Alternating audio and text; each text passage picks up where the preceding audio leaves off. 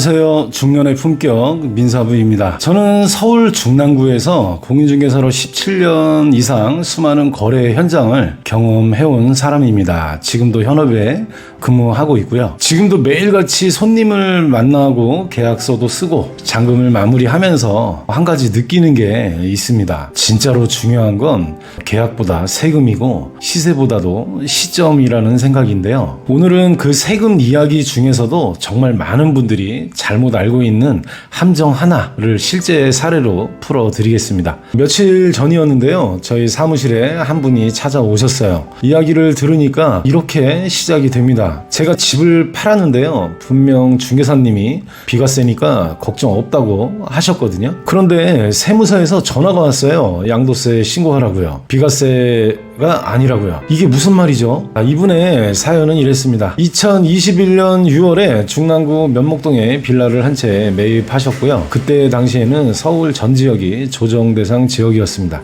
이 사정상 실거주는 못하고 전세를 놓은 채로 2025년까지 보유를 하셨죠. 그 사이에 2023년 1월 5일에 면목동은 비조정 지역으로 해제가 됩니다. 그래서 집을 팔기로 결심을 하셨고 부동산 공인중개사도 이렇게 말했습니다. 이제는 전부 비조정 지역이에요. 해제된 지도 2년도 넘었고요.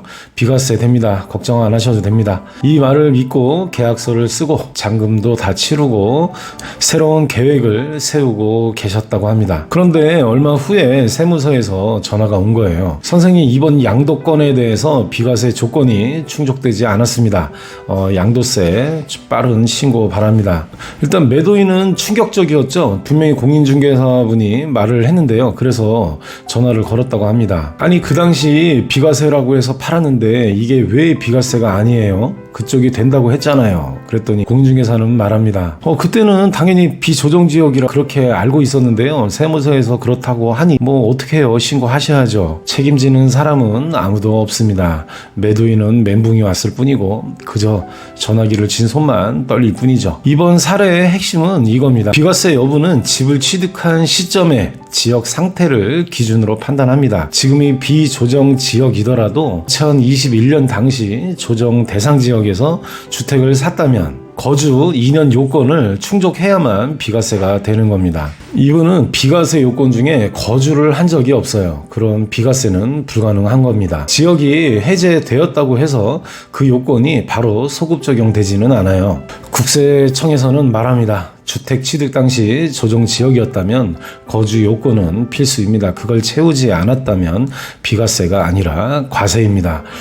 게다가 신고를 늦게 하면 가산세까지 붙습니다. 실제로 이 사례자분은 양도차익 약 1억 2천만 원 중에서 2천만 원 이상의 세금을 냈습니다. 그것도 예고 없이 갑작스럽게요. 비과세라는 그 한마디 믿고 집을 팔았는데 순식간에 2천만 원이 날아간 거죠. 이제 이 말을 하겠습니다. 공인중개사도 모를 수 있어요. 제가 20년 가까이 중개업을 해왔지만 처음엔 저도 잘 몰랐습니다. 이 양도세, 비과세 기준이 이렇게 복잡하고 이렇게 냉정하게 적용된다는 것을요. 그래서 지금은 계약 전에 반드시 세무 시뮬레이션부터 합니다.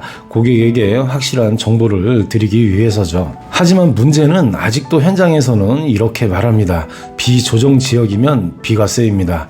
해제된 지 2년 넘었으니까 괜찮아요. 다들 세금 안 냈어요. 하지만 여러분, 이 말들 중 절반은 틀렸고 절반은 책임지지 않습니다. 50대, 60대 집을 파는 건 단순한 거래가 아닙니다. 노후자금, 자녀 결혼비용 혹은 채무상환, 그 모든 계획이 그 집 한 채에 달려 있거든요. 그런데 세금 잘못 계산해서 수천만 원이 빠져나간다면요. 계획이 틀어지고 은퇴 이후의 삶이 흔들릴 수도 있습니다. 그래서 저는 중년 이후에 부동산 매도는 공인중개사보다 먼저 세무사를 찾아가야 한다고 생각합니다. 오늘의 이 영상이 지금 집을 팔 계획인 분들에게 작은 경고가 되었으면 합니다. 지금 비조정지역이라고 해도 집을 샀던 시점이 조정지역이었다면 거주 요건을 채우지 않았다면 비과세는 아닐 수 있습니다. 공인중개사의 말이 전부는 아니겠죠. 여러분의 책임은 결국 당신이 지게 됩니다. 지금 집을 팔 계획이라면